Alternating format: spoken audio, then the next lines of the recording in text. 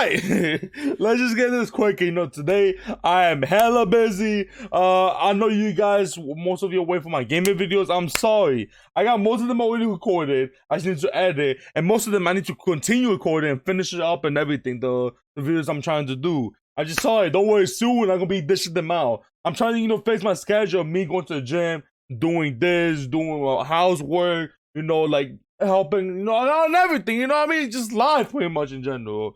Today is gonna be the last day I'm gonna be floating head. Don't worry. I'm going to the gym today. This is my gym shirt right here. This green shirt right here. This is my gym shirt. Even though it's a dark yellow shirt. But hey, it doesn't matter.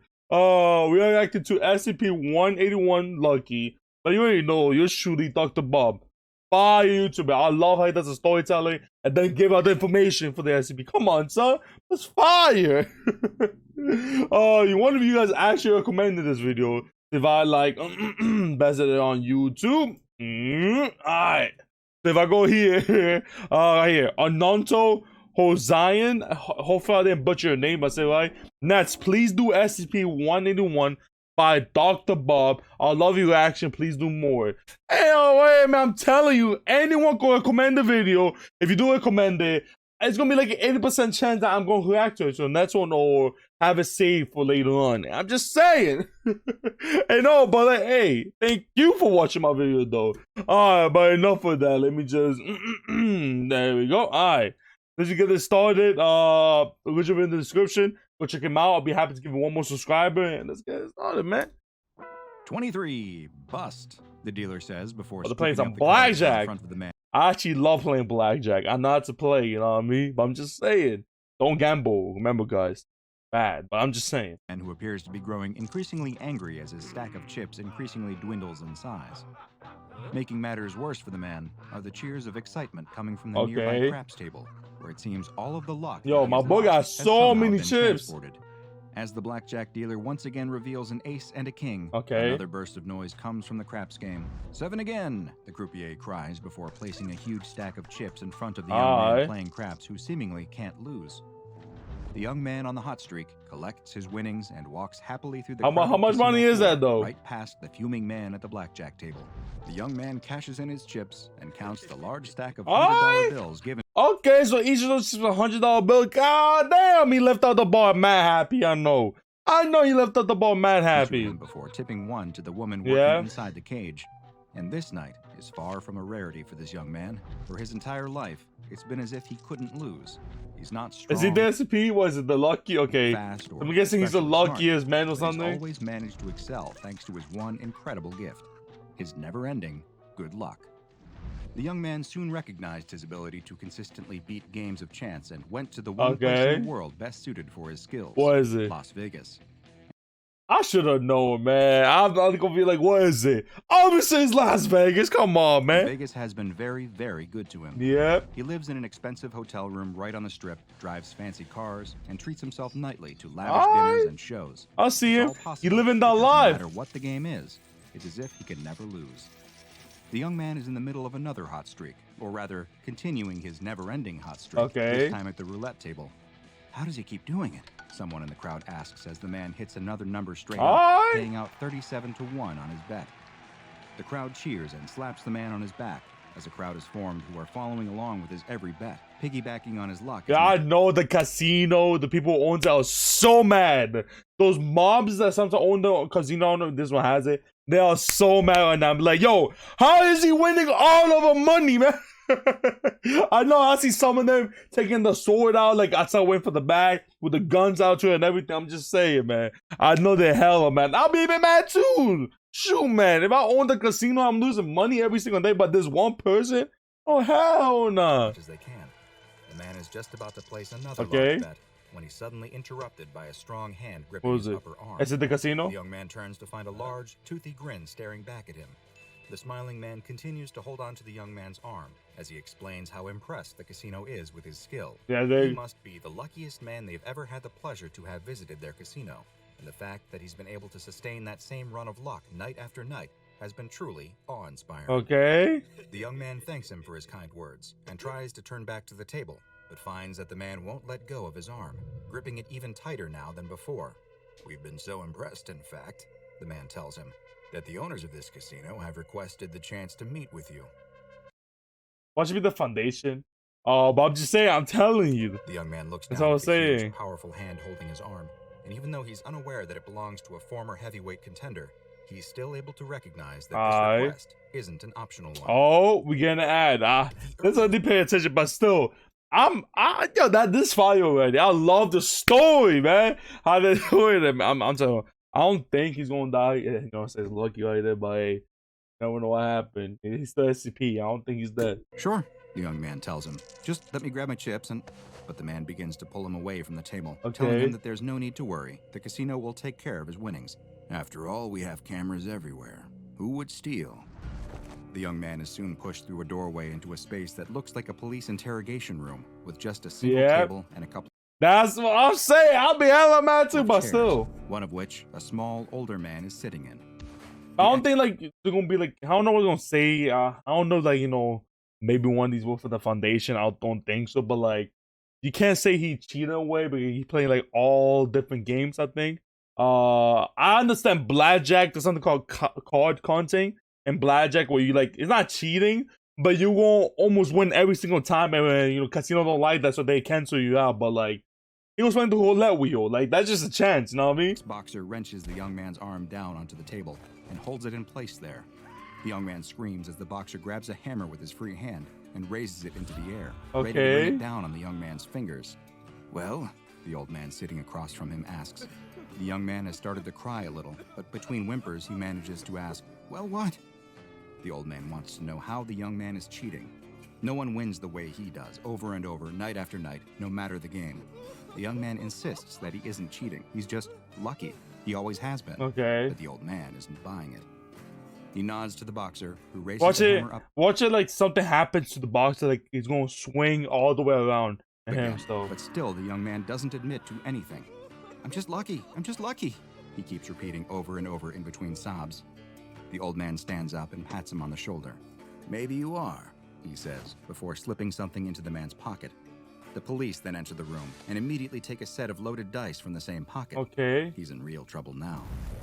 The young man is shoved into a holding cell at the jail and looks around at the other men, wondering if his luck has finally run out. He squeezes in on one of the benches lining the wall and accidentally... He did something? This guy, he was in the beginning, this guy. He bumps the man sitting next to him, waking him up from his nap. The man is angry at having been disturbed, but grows even angrier when he realizes who just woke him. It's the man who seemed to take all the luck. The young man doesn't seem to have noticed that he's upset at him at all, though. What he has noticed is that there's a penny on the floor in front of him. He's gonna punch, Just as the man next to him throws a haymaker. His fist slams into the wall right where the young man shattering many of the bones in his hand.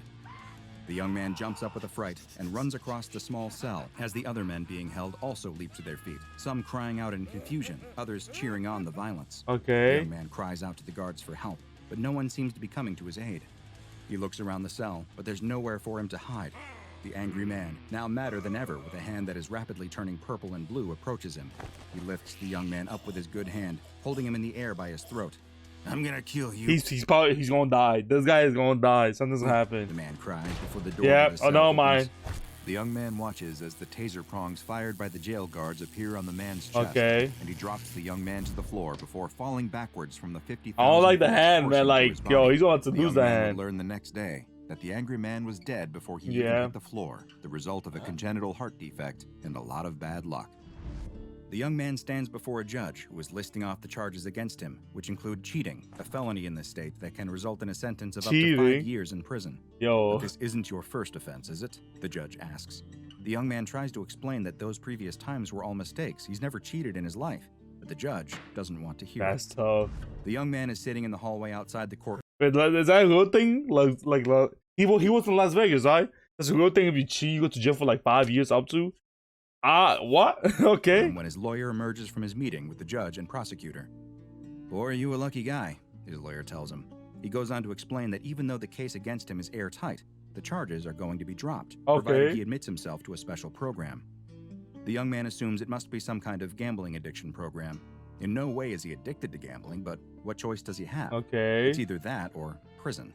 The choice is easy. I take the program anytime, Mario. Shoot, program? Oh my gosh, bitch. Okay. So what's this program?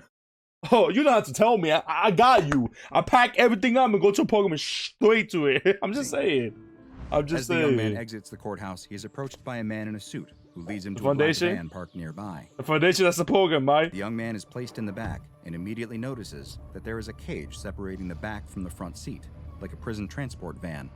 The young man is growing nervous. Where are they taking him? This all seems like it's happening so fast. Can it even be legal? And what about his things that were taken at the jail? Excuse me, he asks the driver. What about my things? I don't even have my wallet. Don't worry about that, the man driving the van tells him. You won't need any of that anymore. You're D-class now. Hey, I know it just... What? They can't just say... Whoa. And say... Hold on. Whoa. I thought it's people who get the life sentence and death sentence. Ain't no way. What? What you mean? Oh, hold on. Yo, give me jail time. I don't want this anymore. I'm just saying.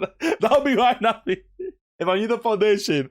Oh, hell nah. I don't want this program no more. I don't want this anymore. To me, I have to be in front of all those SCPs. Oh, hell nah. I don't want this no more. I want the jail time. Give me the jail time right now. I say, right now, give me the jail time. That's how I'll be. Man doesn't have any oh, man. But he can tell. Oh, hell no. His luck may have finally ran out. Yo. The young man, who once lived the life of a professional Las Vegas gambler, was given a new name, D-87465. But as you'll see, that name wouldn't last very long, and soon would be known as SCP-181. Why he got sent to SCP. I should know that. We watched an SCP video, 181 Lucky. I'm guessing every time they use him for testing, he never dies. That's what happened. The SCP Foundation staff like to refer to him, Lucky. SCP-181 was first noticed by the Foundation following his being arrested for repeatedly defrauding the Nevada Gaming Commission. He was originally made a member of the Foundation's Class D personnel, the guinea pigs of the SCP Foundation who are used for various tests with anomalies in order to better understand I'm just saying, you see, I'm telling you, give me the jail time. 5 years? I'll do the 5 years right now. I'm just saying. However, it soon became clear that the man's ability to consistently beat the odds had nothing to do with cheating. In his first experiment, which took place at Armed Reliquary Containment Area 02, where he and several other Class Ds were exposed to an SCP that is known to incite extreme anger and murderous tendencies in those who come into contact with it. He's the only one who live. Just as expected, one of the other D-Class members became enraged and began rampaging, killing all of the other Class Ds present, all except for one. Through what appeared to be a stroke of good luck, the frenzying D-Class seemed to miss D-87465, who had laid down on the ground amongst the other bodies and was we getting the ads. Oh, you guys already know about these ads, man. I don't care if it's a PS4 ad or that. If I don't get paid a single dollar right now from these hours, a single penny, it could be a little single penny, I'm not gonna show the average volume. You're gonna skip it, but you know, this one can't skip. Remember, guys, if you get one more ad, watch the whole thing for the support. But for right now, there should be no ad. And what's happening? What's happening? There should be no ads to enjoy. Let's go back a little bit. And was playing dead. An armed response team soon entered the experimentation cell and put down the rampaging D-Class, of course, sparing D-87465. He was next submitted to a test with SCP-075, a creature that resembles a large snail. So, is it like feet and nails? A muscular foot shaped like a six-fingered clawed hand. SCP-075 is much heavier than its small size makes it seem like it should. How much heavy? Weighing approximately 860 kilograms. Oh, that's easy, bro. I'm telling you, see these muscles? I mean, I'm telling you, bro. That's like what? No more bicep curl for me? Nah, stop. That's like what? 1,000-something pounds? Despite this, it is able to move at an extremely high speed, quickly leaping towards anyone who comes near it and spraying them with a deadly corrosive liquid. Oh, hell no. D-87465 was placed in a cell with SCP-075 as part of a test to measure its speed and reaction time. But despite SCP-075 having immediately killed all other prior D-classes during tests, D-87465 somehow managed to keep avoiding its leaping attacks. Of course. He was always able to guess which direction to move in order to dodge the deadly snail, like a soccer goalie who always picks the right way to dive to stop penalty kicks. Having now survived not one, but 2 experiments that exposed him to Keter-class anomalies. Keter? Though both Keter? Researchers needed to find out if D-87465 was himself anomalous, or simply a statistical anomaly. In order to test this, the D-Class was placed in the containment cell of SCP-181. Is this the man-eating cannibal or something like that? 2, better known to most as Fernand the Cannibal, a grotesquely huge big brain, man. I know my SCP. I know my SCP. Come on, son. Humanoid with come on. Don't even say that. Don't even say that if you go back a little bit. These walls look so fancy. And this guy right here, he thinks he saw as the king and everything of London. From like so big brain. Come on, man. Dresses like a Victorian-era aristocrat and will regale his guests with outlandish stories before inevitably eating them. But there was something different about D-87465. After a full month of survival in 082's cell, a length of time that had resulted in all the previous test subjects being consumed, SCP researchers suspected that this D-Class's incredible ability to survive was much more than dumb luck. But they needed to test him even more to see if his powers extended beyond just the I feel bad for this guy. All he did was just play, games in casinos and all that. Having fun. It's not even his fault that he's this lucky and everything. And then boom, instant got put into a D-Class. What? For like doing like cheating in Las Vegas for like what? This how they only could give up to maximum like 5 years, something like that. So low key, he could got like, maybe a couple months, a year, a minimum and all that. And then put him in D-Class that instantly? Oh, hell no. Don't give me the program. I don't want the program no more. Was removed from regular D-Class duties, and researchers began performing various tests on him, flip a coin? Watching as he flipped a coin 50 times in a row, with it coming up heads every single time.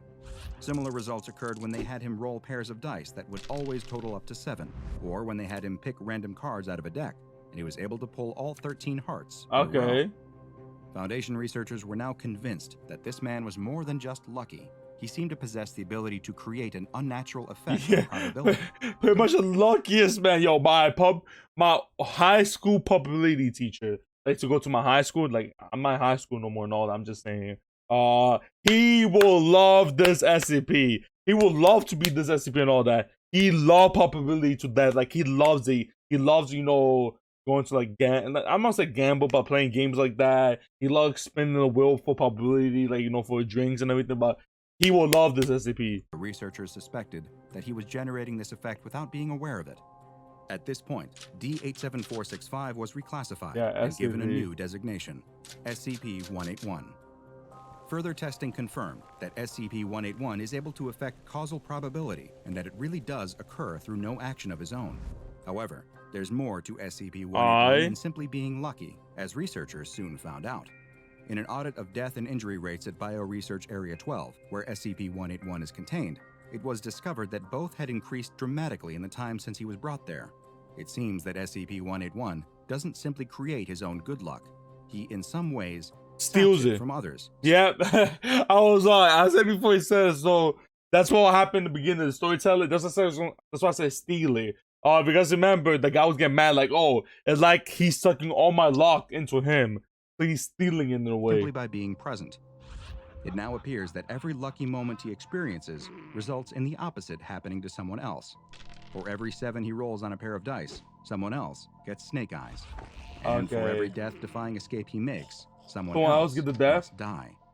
Wow, okay. There's no telling how far his ability might scale. Could he survive a nuclear blast?